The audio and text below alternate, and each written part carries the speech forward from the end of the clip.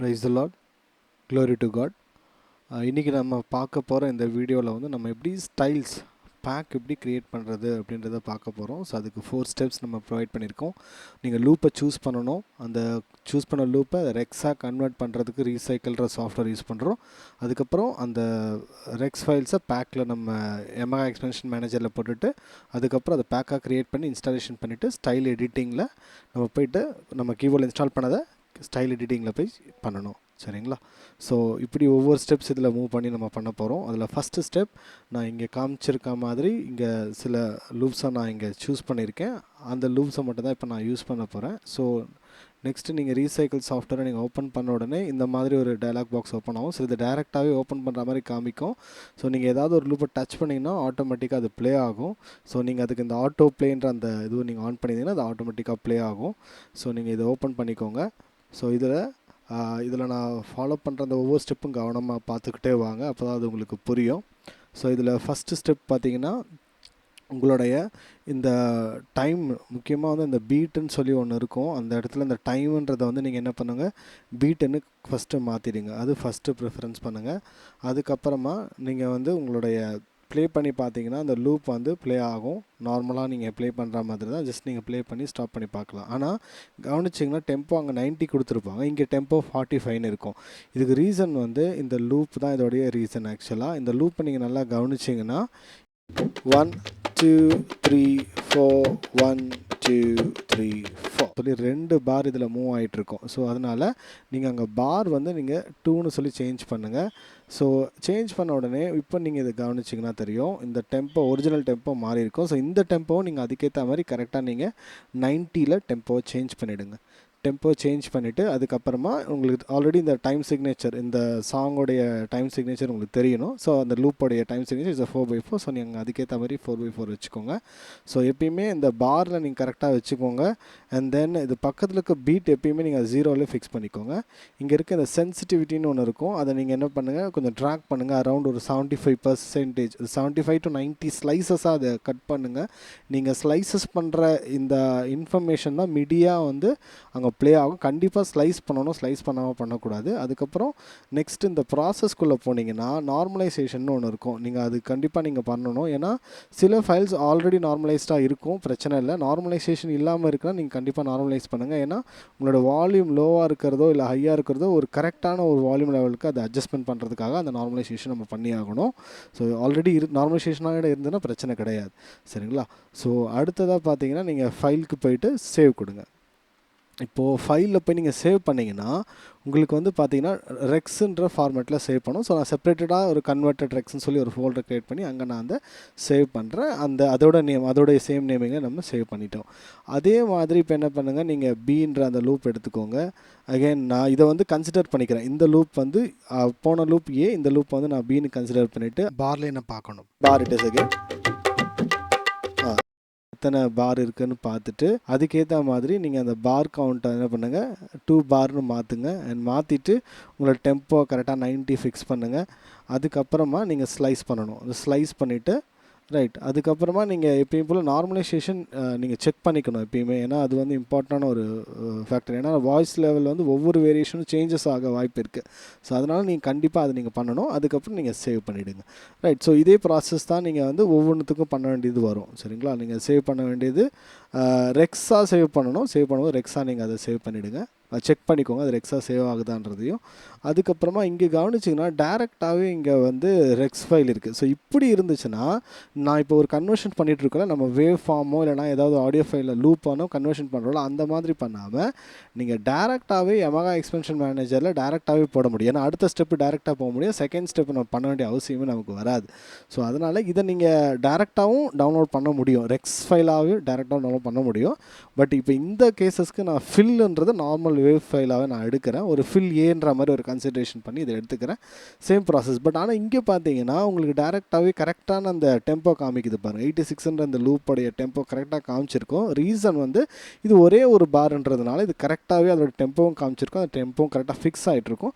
So நம்மளோட வேலை just slicing மட்டும் தான். இப்போது ஸ்லைஸ் பண்ணிவிட்டு சேம் திங் எப்பயுமே நம்ம வந்து ஸ்லைஸ் பண்ணிட்டு அதுக்கப்புறமா வந்து நம்ம நார்மலைசேஷனுக்கு ட்ரை பண்ண பாருங்கள். சேவ் கொடுத்துட்டேங்க.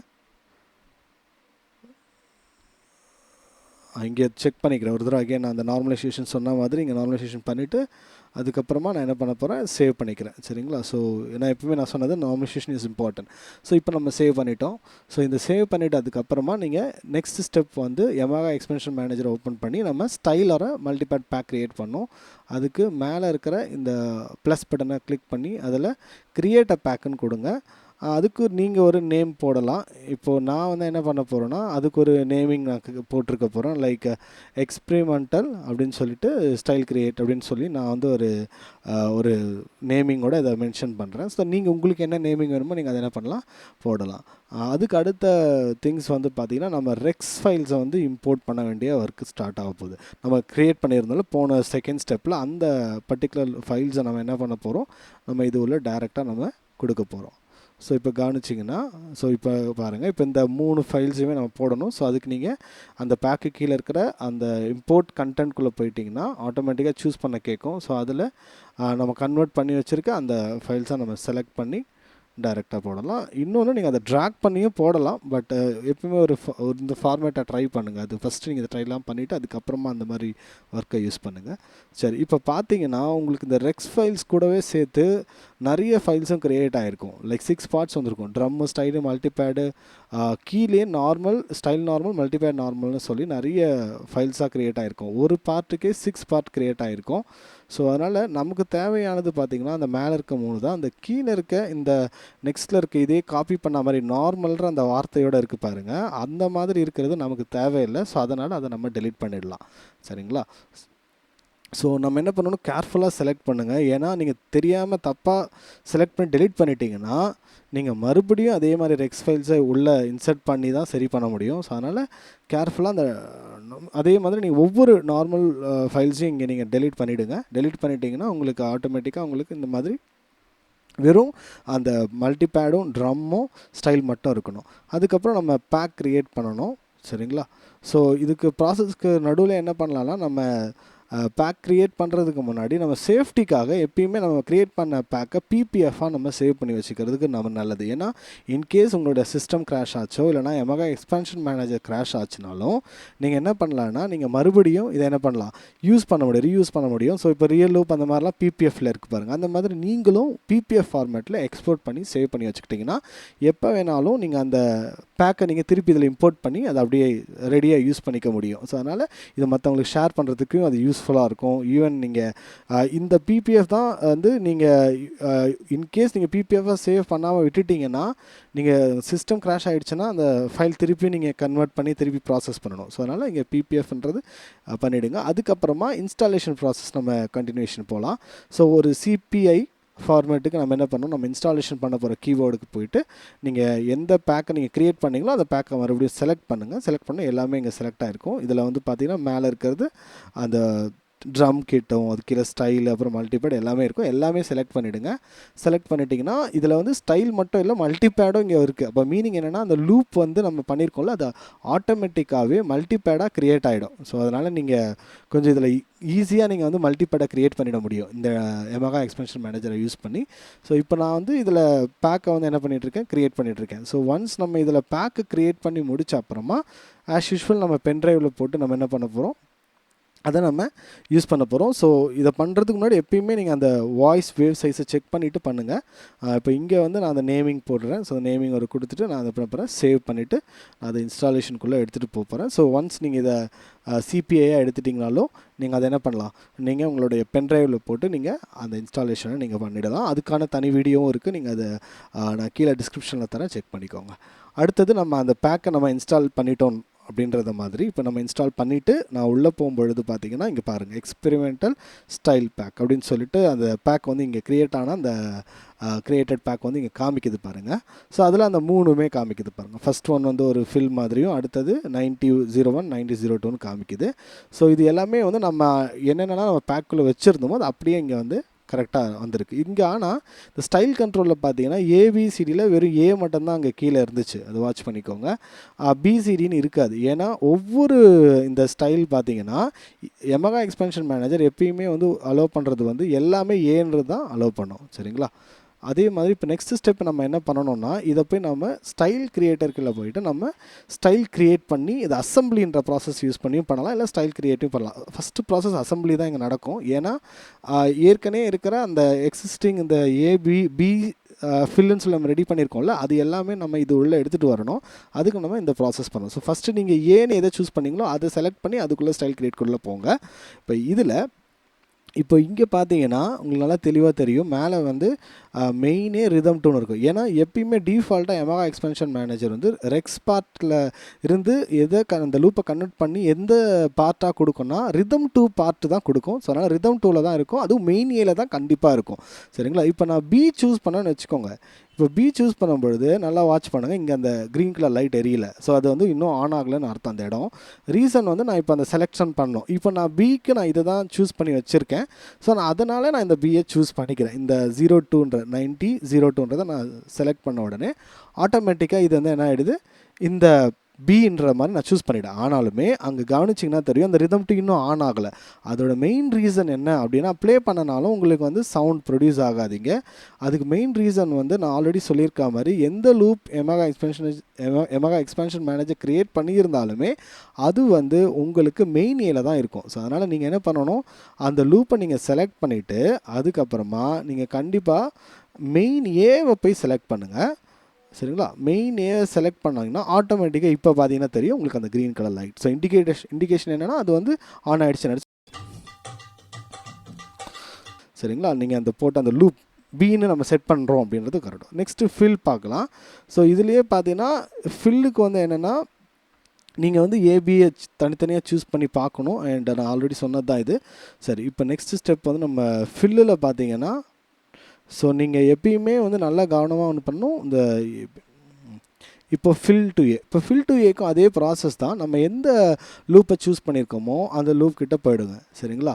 ஸோ இப்போ ஃபார் எக்ஸாம்பிள் இப்போ இங்கே போயிட்டோன்னா அதில் மேலே இருக்கிறத லூப்பை செலக்ட் பண்ணிவிட்டு அதுக்கப்புறமா உங்களுக்கு வந்து இங்கே மெயின் ஏல நீங்கள் செலக்ட் பண்ணிங்கன்னா மட்டும்தான் அது என்ன ஆகும், செலெக்ஷன் ஆகும். ஸோ அதனால் அகெயின் நான் மெயின் ஏன்றதை அங்கே நான் செலக்ட் பண்ணணும். ஏன்னா மெயின் பியில் இருந்துச்சுன்னா அது செலக்ட் ஆகாது. ஸோ அதனால் நான் என்ன பண்ண போகிறேன், அதை செலக்ட் பண்ணி மெயின் ஏன்னு கன்வெர்ட் பண்ணுறேன். கன்வெர்ட் பண்ண உடனே பார்த்தீங்கன்னா உங்களுக்கு அங்கே அந்த க்ரீன் கலர் லைட் இண்டிகேட் ஆகும். ஸோ ஆட்டோமேட்டிக்காக இதுவும் என்ன ப்ளே ஆகும், ப்ளே பண்ணிங்கன்னா உங்களுக்கு ப்ளே ஆகும். ஸோ இப்படி நம்ம பண்ணிவிட்டு அதுக்கப்புறம் இதோட ப்ராசஸ் முடிஞ்சிடாது. ஏன்னா நான் ஆல்ரெடி சொல்லியிருக்கேன்ல, இப்போ இந்த ஒவ்வொன்றுத்துக்குமே வந்து வெறும் ரிதம் டூ தான் க்ரியேட் ஆகிருக்கு. தட் இஸ் ஒரு பார்ட்டு தான் க்ரியேட் ஆகிருக்கணும் பொழுது நம்ம மற்ற பார்ட்டை க்ரியேட் பண்ணோம். ஸோ இது அசம்பிளி ப்ராசஸ் இது வரைக்கும் முடிஞ்சிடும். இது வரைக்கும் நம்ம இந்த மாதிரி ஒவ்வொன்றுத்துக்கும் பண்ணணும். ABCD, fill A, fill B, fill C, fill D, intro and ending எல்லாத்துக்குமே இந்த மாதிரி. ஆனால் எல்லாமே அந்த மெயின் ஏல தான் அது வந்து என்ன பண்ணுவோம், Yamaha எக்ஸ்பென்ஷன் மேனேஜர் வச்சுருக்கோம். ஸோ கேர்ஃபுல்லாக நீங்கள் ஹேண்டில் பண்ணிக்கணும் அந்த இடத்துல ரிதம் டூவில். அதே போல் அடுத்த ஸ்டெப் வந்து நம்ம என்ன பண்ண போகிறோம், ஜஸ்ட் ஒரு க்ரியேஷனுக்காக என்ன பண்ண போகிறோம், ஒரு மெயின் ஏன்றதை மட்டும் நான் எடுத்துக்கிட்டு அதுக்கு வந்து ஒரு ஜஸ்ட் ஒரு பேஸ் ஆட் பண்ண போகிறேன். அண்ட் தென் கார்ட்ஸ்லாம் ஆட் பண்ண போகிறோம். ஸோ பேஸுக்கு ஜஸ்ட் நான் அது ரேண்டமாக ஒரு ஐ திங்க் நான் அதிகமாக யூஸ் பண்ண இந்த மெல்லோ ஃபிங்கர் பேஸ். ஸோ அதனால் நான் அதை யூஸ் பண்ணிக்கிறேன். ஸோ அதை யூஸ் பண்ணி நான் என்ன பண்ண போகிறேன், இப்போ நான் அதை ஒரு லூப் மாதிரி ஃபார்மேஷன் பண்ணி கொடுக்குறேன்.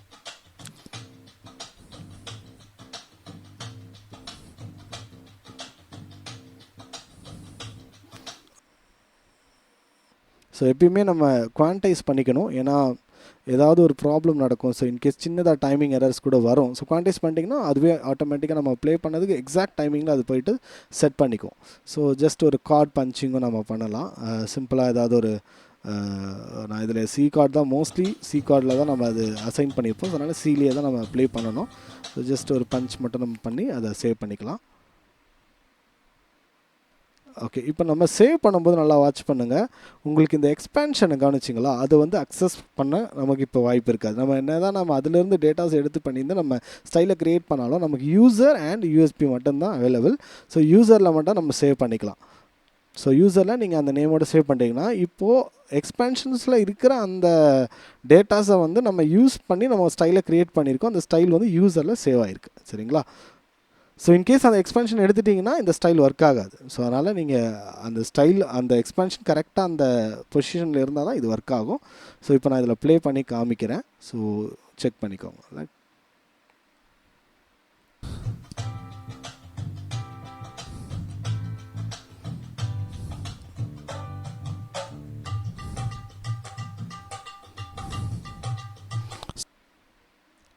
ஓகே. ஸோ இப்படி நம்ம என்ன பண்ணலான்னா, ஒவ்வொன்றா நம்ம என்ன பண்ண முடியும், ஒரு செக்ஷன்ஸாக நம்ம செலக்ட் பண்ணி ஒவ்வொன்றதை அசைன் பண்ணலாம். அதே மாதிரி இதில் மல்டி பேடுன்ற ஒரு ஆப்ஷன்ஸ் இருக்குது. ஸோ நான் ஆல்ரெடி இதில் சர்ப்ரைசிங்கான ஒரு விஷயமும் அதுதான். ஸோ ஆட்டோமேட்டிக்காக அதுவே மல்டி பேடை க்ரியேட் பண்ணோம். அதே மாதிரி நம்ம எங்கே க்ரியேட் பண்ணோமோ அதே மாதிரி எக்ஸ்பேன்ஷன் ஸ்டைல் க்ரியேட் இருக்குது பார்த்தீங்களா, அதுக்குள்ளே போனீங்கனாலே மல்டி பேடில் போயிட்டு போங்க, அப்போ தான் அது தெரியும். ஸோ மல்டி பேடில் போனீங்கன்னா உங்களுக்கு இது எல்லாமே காமிக்கும். ஸோ இதையும் நான் அதை ப்ளே பண்ணி காமிக்கிறேன்.